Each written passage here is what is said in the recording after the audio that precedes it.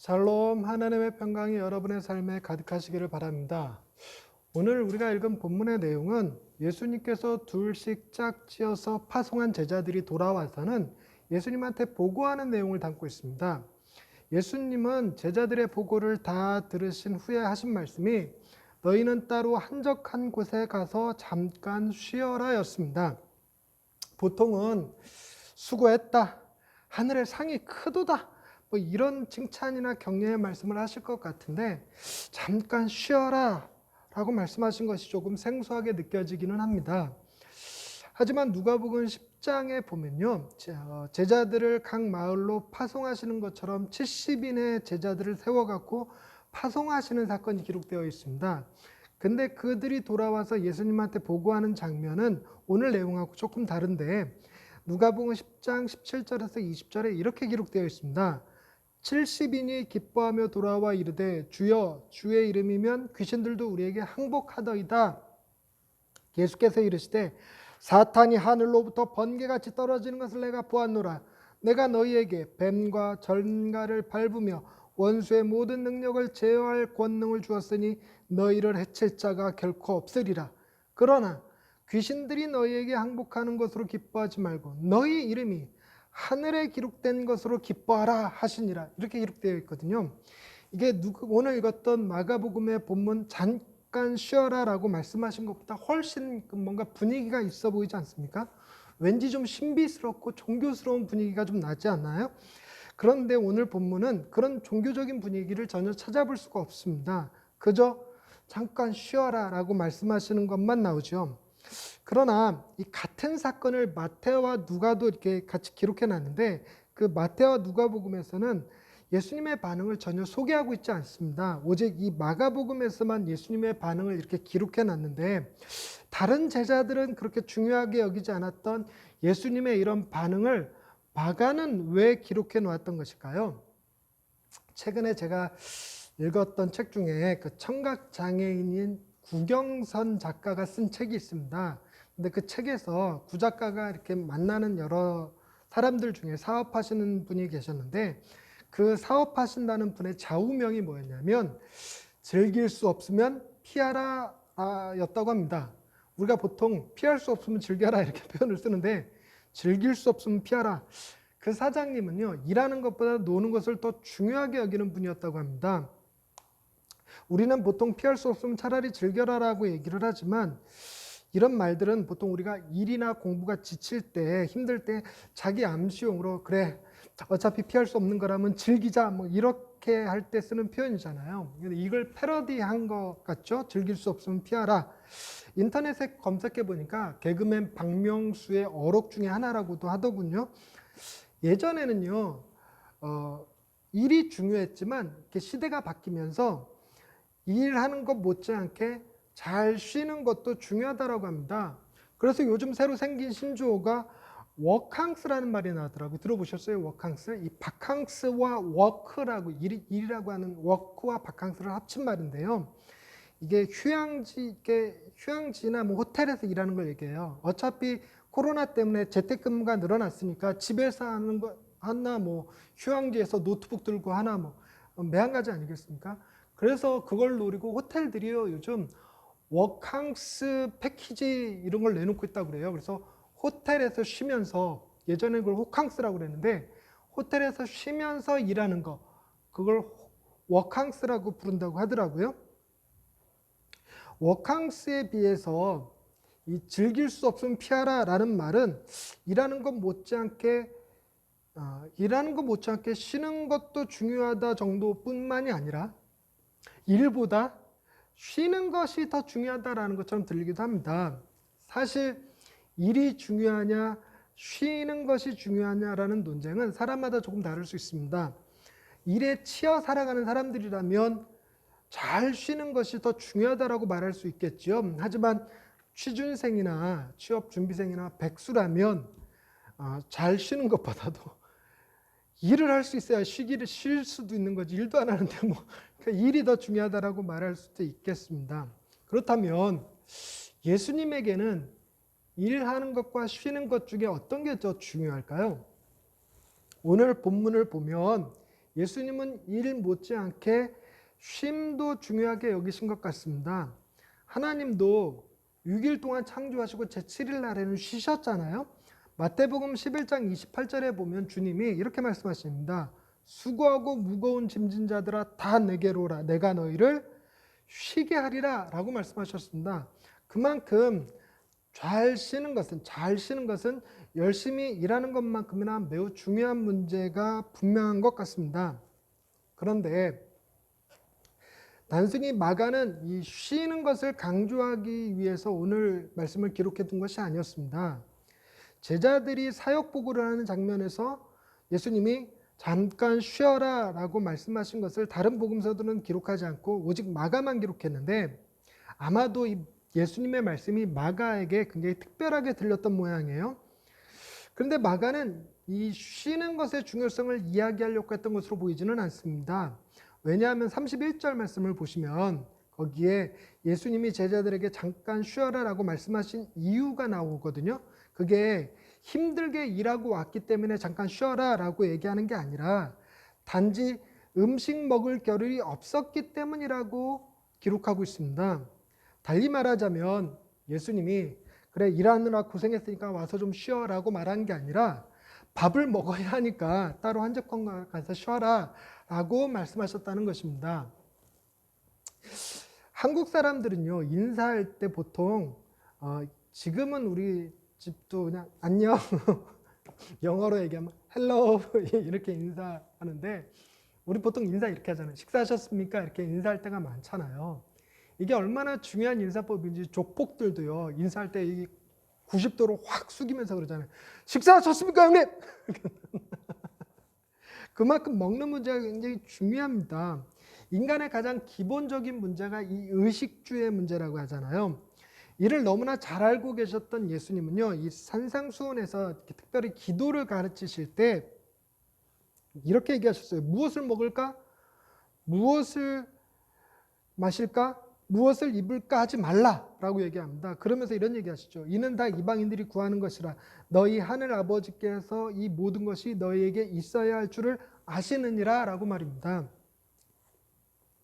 예수님은요, 우리에게 있어서 정말 중요한 문제가 뭔지 기본적으로 알고 계시고 먹는 문제, 입는 문제, 자는 문제가 굉장히 중요하니까 이건 아주 기본적으로 깔고 하나님 앞에 구하지 않아도 하나님이 다 채워주시는 거니까 이거 말고 하나님의 나라와 그의 의를 구하라라고 하시는 맥락에서 하셨던 말씀이기는 합니다. 그러나 이제 어찌됐건 예수님도 뭘 중요하게 여겼던 거예요? 먹는 거라는 건 단순히 먹을 것 정도가 아니죠. 먹는 거 굉장히 중요해요. 전투에서도 작전에 실패한 군인은 용서해도 배식에 실패한 군인은 용서하지 못한다고 그러죠.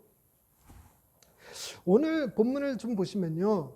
오늘 본문은 6장 7절부터 이어지는 본문입니다. 예수님이 12제자들을 불러갖고 둘씩 짝지어서 파송하시는 장면인데 그들을 다 파송하실 때 이렇게 당부하시는 말씀이 나와요. 당부하시는 말씀을 보면 8절 말씀에 6장 8절 말씀에 명하시되 여행을 위하여 지팡이 외에는 양식이나 배낭이나 전대의 돈이나 아무것도 가지지 말며 신만 신고 두 벌 옷도 입지 말라 하시고 라고 당부를 하세요. 그러니까 이제 이 말에 담긴 뜻은 좀 많이 있을 거예요. 근데 오늘 다루고자 하는 주제와는 상관 연관이 없으니까 배제하고 뭘 보려는 거냐면 주님이 이 말씀을 하실 때 양식이나 배낭이나 전대의 돈이나 뭐 10만 식구 두 벌을 또 입지 말고 이런 말씀을 하신 것은 그 의도가 그 안에 담긴 것은 오로지 하나님만 바라보라, 하나님만 의지하고 나아가라 뭐 그런 얘기인데 이때도 정말 중요하게 언급되어진 것이 양식이죠. 순서상으로 양식이 제일 먼저 등장합니다. 양식, 그 다음에 배낭, 그 다음에 전대의 돈, 신발, 두 벌 옷 이런 거 얘기할 때 양식이 제일 먼저 나오죠. 그만큼 먹는 문제는 굉장히 중요한 겁니다. 그러니까 예수님께서 뭐 도시락 잘 챙겨가라 도시락 잘 챙겨가라 뭐 이런 말씀을 하시는 게 아니라 도리어 그런 거에 신경 쓰지 말고 하나님을 의지하라. 인간이 뭐에 신경 쓰는지 잘 알고 계셨던 거잖아요. 그런데 정말 특이한 거는 오늘 본문 다음에 우리가 오늘 34절까지 읽었는데 34절 다음에 나오는 이야기가 뭐냐면 물고기 2마리와 보리떡 5개로 5,000명을 먹이셨다고 하는 오병이어의 기적이 나오는 겁니다. 이것 역시 먹는 문제잖아요.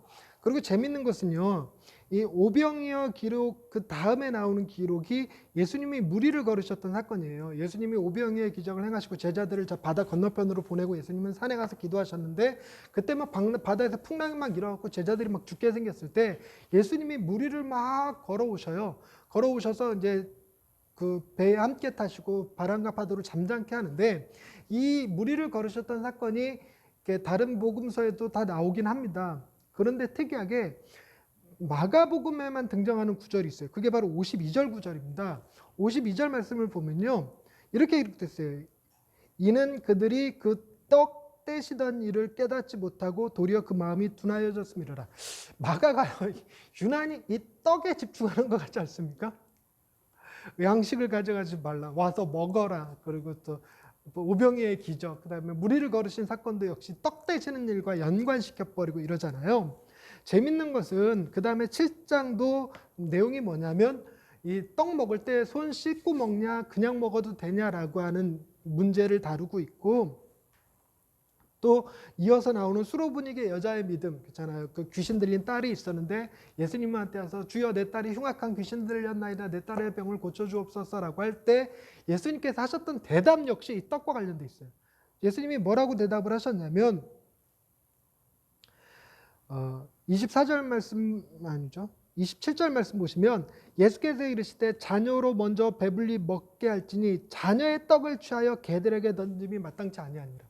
이 말의 의미는 이제 여러 가지로 살펴볼 수 있겠지만 어찌됐건 오늘 얘기하고자 하는 건 뭐냐면 먹는 문제, 떡에 관한 이야기니까, 예수님은 이 수로보니게 여인의 사건에서도 떡의 문제를 가지고 이야기를 하셨습니다. 그만큼 인간에게 이 먹는 문제가 얼마나 중요한지를 주님은 잘 아셨던 것이죠. 여러분, 우리가 가만히 생각해 보면 예수님께서 처음에 공생애를 시작할 때 어떠셨나요? 세례 요한에게 가서 세례를 받으시고 성령에 이끌려서 광야에 나가서 40일 동안 금식기도 하시잖아요. 금식기도 하신 이후에 어떤 시험하는 자, 마귀가 와서 예수님을 이렇게 시험을 합니다. 3가지 시험을 하는데 그 3가지 시험 중에 바로 첫 번째 시험이 뭔지 기억하십니까? 돌들이 변하여 떡덩이가 되게 하라는 것입니다. 이렇게 정확하게는 이렇게 쓰여 있죠. 네가 만일 하나님의 아들이여든 명하여 이 돌들로 떡덩이가 되게 하라. 예수님이 40일 동안 금식하셨으니까 이 시험에 얼마나 유혹이 됐겠습니까? 정말 배고프셨을까? 주님에게 그럴 능력 있으시니까 얼마든지 떡덩이 되게, 떡보다 더 맛있는 거 여러분 상상하는 거 있으면 랍스타? 파스타? 뭐가 됐든지. 요즘 뭐가 뜨고 있죠? 마라탕? 마라탕이 되게 하고 말이에요. 근데요, 주님은 뭐라고 마귀의 시험을 물리치셨냐면, 사람이 떡으로만 살 것이 아니요 하나님의 입으로부터 나오는 모든 말씀으로 살 것이다 라고 대답하셨습니다. 이 말씀을 오해하면요, 먹는 것은 별로 중요하지 않다라고 들으실 수 있는데 결코 그런 게 아닙니다.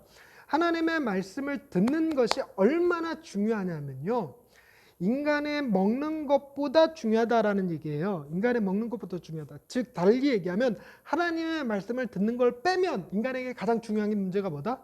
먹는 문제라는 것입니다.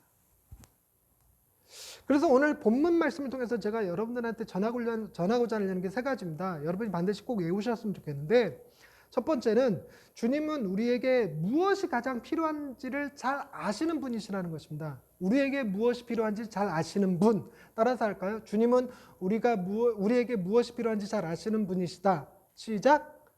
주님은 우리에게 무엇이 필요한지 잘 아시는 분이시다. 그리고 2번째가 주님은 당신의 살과 피를 우리에게 먹으라고 내어주실 만큼 우리를 사랑하시는 분이시다. 뭐라고요? 주님은 당신의 살과 피를 우리에게 먹으라고 내어주실 만큼 우리를 사랑하시는 분이시라는 것입니다.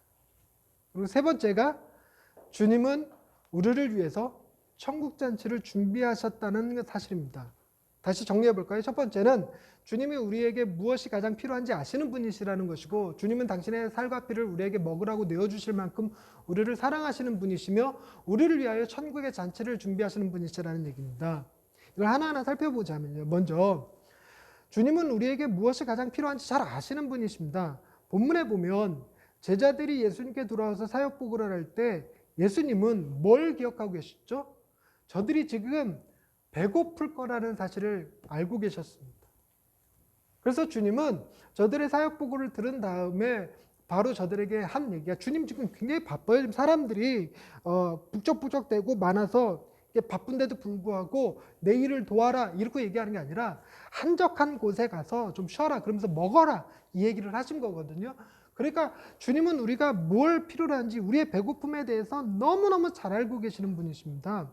예수님께서 산상수훈에서 하나님을 설명할 때 이런 표현을 쓰거든요. 하나님은 공중의 새를 먹이고 그리고 들풀조차 입히시는 하나님이라고 소개를 합니다. 근데 이 말씀의 의미가 맥락상 살펴보면 무슨 의미냐면, 우리가 믿는다라고 할 때 그 믿음이요, 그 믿음의 가장 기초가 뭐냐면 우리의 모든 필요를 채우시는 분이 곧 하나님이라는 사실을 기억하는 것입니다. 여러분, 우리 하나님은요, 우리가 무엇을 원하는지, 어떤 것을 필요로 하는지 너무 잘 알고 계십니다. 그래서 신학자들은 그런 표현을 쓰죠. 만약 우리가 받지 않은 것이 있다면 그것은 우리에게 필요하지 않은 것이기 때문이다. 여러분, 이 말씀 굉장히 좋아요. 저 다시 한번 해볼게요. 우리가 받지 않은 것이 있다면 그것은 우리에게 필요하지 않은 것이다. 여러분, 우리는 필요하다고 느끼는데 우리보다 우리를 더 잘 아시는 하나님이 그것이 우리에게 필요치 않기 때문에, 오히려 그 어떤 것은 그것이 우리에게 해롭기 때문에 주시지 않는 거거든요. 우리의 기도에 응답하시지 않는 것이 아니라, 하나님은 우리가 기본적으로 믿어야 될 게 뭐냐면 나의 모든 필요를 다 아시는 분이시고 채우시는 분이라는 사실을 기억하는 것입니다. 그리고 두 번째로, 주님은 살과 피를 우리에게 먹으라고 내어주실 만큼 우리를 사랑하시는 분이시라고 했잖아요. 요한복음 6장 35절에 보면요. 요한복음 6장 35절에 보면 이런 말씀이 기록되어 있습니다. 예수께서 이르시되 나는 생명의 떡이니 내게 오는 자는 결코 줄이지 아니할 터이요 나를 믿는 자는 영원히 목마르지 아니하리라 라고 말씀하셨습니다. 이게 예수님이 자기를 이 떡으로 비유하신 거거든요. 떡. 여러분, 그 종교 지도자들 중 뭐 부처가 됐던 알라가 됐건 알라 나오나 모르겠는데, 그러니까 어떤 여러분이 누구를 좋아하든, 공자를 좋아하든 뭐 누구를 좋아하든, 머릿속에 누구를 상상하든, 그 어떤 지도자도 자기 자신을 떡이라고 표현한 사람은 아무도 없습니다. 오직 예수님만이 자기를 생명의 떡이라고 얘기하셨어요. 그런데 단순히 떡이라고만 얘기하신 것이 아니라 놀랍게도 여러분, 예수님이 어디서 태어나셨죠? 사람들이 예수님을 지금 갈릴리 나사렛 출신이라고 얘기는 하지만 우리는 알고 있죠. 예수님이 고향이 베들레헴이라는 사실이죠. 여러분, 베들레헴의 뜻이 뭔지 아십니까? 떡집입니다. 떡집. 떡집에서 태어나 떡이 되신 분. 참 재밌지 않나요? 그래서 여러분, 우리 그 동네마다 왜 떡집 중에 베들레헴 떡집은 늘 하나씩 있을 것입니다. 그게 베들레헴이 떡집이라는 뜻이거든요. 뿐만 아니라 예수님이요, 자신을 기억하는 방식으로 우리에게 주셨던 성례전 중에 하나가, 정말 중요한 성례전이 바로 성찬식이죠. 예수님의 살과 피를 먹고 마심으로써 주님의 죽으심을 그리고 다시 오심을 기억하라고 주신 예식인데요. 주님은 요한복음 6장 54절부터 57절에 굉장히 중요한 말씀을 하셨습니다. 잘 들어보세요. 제가 읽어드릴게요. 요한복음 6장 54절부터 57절까지의 말씀입니다. 내 살을 먹고 내 피를 마시는 자는 영생을 가졌고 마지막 날에 내가 그를 다시 살리리니 내 살은 참된 양식이요 내 피는 참된 음료로다. 내 살을 먹고 내 피를 마시는 자는 내 안에 거하고 나도 그의 안에 거하나니 살아계신 아버지께서 나를 보내심에 내가 아버지로 말미암아 사는 것 같이 나를 먹는 그 사람도 나로 말미암아 살리라. 여러분, 이 말씀을 들을 때 혹시 머릿속에 식인종 생각하시는 분들 계십니까? 먹어. 피 마셔. 그러니까 이 처음에 초기 기독교에서는 그런 오해를 많은 사람들이 했다고 그래요. 그러니까 이 사람들이 모여서 뭘 하나 이렇게 바깥에서 몰래 귀대고 들어봤더니 이는 주님의 살입니다. 드세요. 이는 주님의 피입니다. 마십시오. 막 이러니까 이 사람들은 식인을 하네?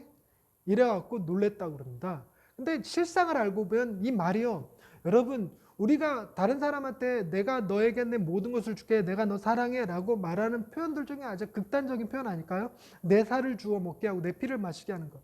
여러분 옛날에 그 중국에서 지진이 났을 때 며칠이 지난 후에 그 안에서 생존자를 구출해내는데 생존자 중에 엄마 품에 안겨있던 아기가 하나 있었어요. 근데 의사들이요, 그게 되게 신기했어요. 아니, 그 아기가 어떻게 그 긴 시간 동안 그 안에서 살아있을 수 있었지? 하고 보니까 세상에 엄마가 그 재더미에서 자기 손가락에 물어서 피를 내갖고 그 피를 아기 입에 물려놨다는 거예요.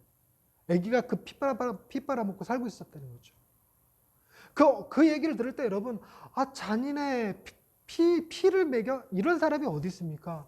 그 엄마가 아기를 얼마나 사랑했는지 모성애가 아기를 살렸다 이렇게 표현하잖아요. 그와 동일한 거죠. 예수님은 자신의 살과 피를 우리에게 내어주셔서 이걸 먹고 마시라, 이것을 먹고 마시는 자가 영생을 가졌다라고 표현할 만큼 우리를 너무너무 사랑하시는 분이라는 사실이었습니다. 그리고 세 번째로 우리가 기억해야 될 것은 주님은 우리를 위해서 천국 잔치를 준비하시는 분이라는 사실입니다.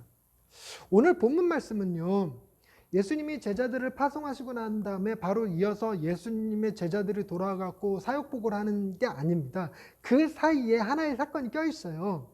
그 사이에 뭐가 기록되어 있냐면 세례 요한의 죽음이 기록되어져 있거든요. 오늘 본문 말씀에서 6장 12절 말씀 한번 보시겠습니까? 12절 말씀. 12절에 이렇게 돼, 주님의 명령을 받고 제자들이 나가는데 나가서 회개하라 전파하고 많은 귀신을 쫓아내며 많은 병자에게 기름을 발라 고치더라 이렇게 기록하고 있습니다. 근데 이어서 나오는 말씀이 이 제자들이 나가서 예수의 이름으로 병든 자 고치고 예수의 이름으로 귀신을 쫓아내고 이런 일들을 해가니까 당연히 예수의 소문이 막 퍼지지 않았겠습니까?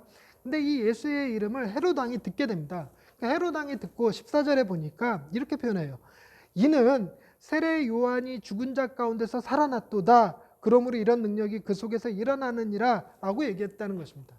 헤롯이요, 세례 요한이 살아났다고 얘기하는 건 세례 요한이 죽었다는 얘기잖아요. 어떻게 죽었는지에 대해서 다음에 얘기하는데 헤롯이 죽여버렸어요.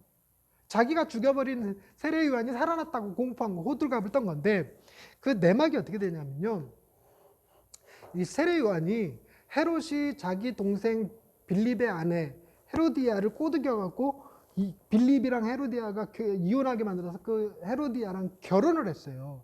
그래야 결국 뭐냐면 동생의 부인을 뺏은 건데 이것을 두고 세례 요한이 비난을 합니다.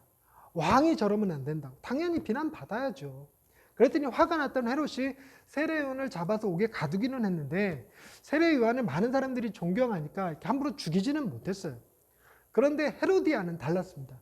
헤로디아는 어떻게든지 이 세례 요한을 죽여버리고 싶었어요. 근데 마침 기회가 온 거예요. 헤롯이 잔치를 벌이 자기 생일날이 돼서 잔치를 벌이는데 헤로디아가 이렇게 그 빌립이랑 살 때 딸이 하나 태어났었어요. 그러니까 헤롯에게 새로 시집 오면서 그 딸을 데리고 왔는데 그 딸을 헤롯이 예뻐했던 모양이에요. 이 헤로디아가 딸에게 시킵니다. 야, 헤롯에게 가서 아빠에게 가서 춤춰라, 춤춰. 그래갖고 만약에 헤롯이 왕이 소원을 들어준다 그러면 세례 요한의 목을 달라고 해라. 이래버린 거예요.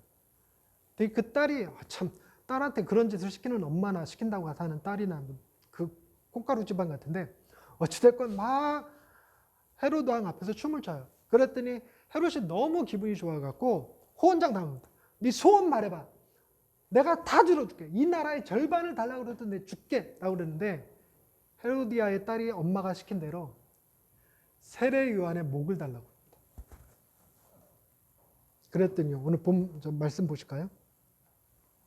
27절에 26절부터 볼까요? 26절에 왕이 심히 근심하나 자기가 맹세한 것과 그 앉은 자들로 인하여 그를 거절할 수 없는지라 왕이 곧 쉬병 하나를 보내어 요한의 머리를 가져오라 명하니 그 사람이 나가 옥에서 요한을 목베어 그 머리를 소반에 얹어다가 소녀에게 주니 소녀가 이것을 그 어머니에게 주니라. 세례 요한이 이렇게 죽은 거예요. 근데 이 세례 요한의 죽음이 제자들의 파송과 보고 사이에 기록되어 있습니다. 이걸 통해서 뭘 알 수 있는? 짐작하건대 이런 겁니다. 여러분, 세상에서 먹는 문제를 얘기할 때 가장 먹을 것이 풍성한 곳 어디입니까? 물론 뷔페집이죠. 먹다 지쳐 잠들 때까지 먹을 수 있는 곳, 그렇죠? 그런데 이제 옛날 시대엔 그런 뷔페가 없으니까 가장 성대한 잔치 그러면 그 나라 왕의 생일 잔치가 되겠죠. 그 나라 왕의 생일 잔치, 이런 인간 세상에서 먹는 것이 가장 풍요로운 그 잔치 자리가 생명의 자리가 아니라는 사실입니다. 오늘 본문에서 보듯이 헤롯의 생일 잔치는 생명의 잔치가 아니라 죽음의 잔치였습니다. 하지만 예수님이 우리에게 베푸시는 천국 잔치는요, 결코 죽음의 잔치가 아니죠. 생명의 잔치라는 것은 조금도 의심이 되지 않잖아요. 분명하게도 하늘나라 잔치는 생명의 잔치입니다. 그런데 만약 그 잔치에서도 그 잔치가 유지되기 위해서, 그 잔치가 예비되어지기 위해서 누군가가 죽어야 한다면, 누군가의 죽음을 대가로 치러야 된다면 그 죽음은 우리가 아닙니다. 놀랍게도 그 천국 잔치는 우리를 대신해서 예수 그리스도께서 죽으심으로 이루어 놓으신 잔치라는 것입니다. 예수님이 우리를 대신해서 죽으셨기 때문에 우리는 온전히 천국에서 그 놀라운 잔치를 끊임없이 경험할 수 있고 맛볼 수 있게 된 것이지요. 주님이 죽으심으로 우리는 생명을 얻었고, 주님이 물과 피를 십자가에서 다 쏟으심으로 우리는 먹고 마실 수 있는 자가 되었습니다. 말씀을 정리하십시다. 오늘 말씀을 통해 우리는 세 가지를 기억해야 된다고 말씀드렸습니다. 첫 번째는 우리의 필요를 너무나 잘 알고 계시는 주님인, 두 번째는 우리에게 자신의 살과 피를 내어주실 만큼 우리를 사랑하시는 주님, 그리고 세 번째는 우리를 위하여 천국 잔치를 예비해 주신 주님이었습니다.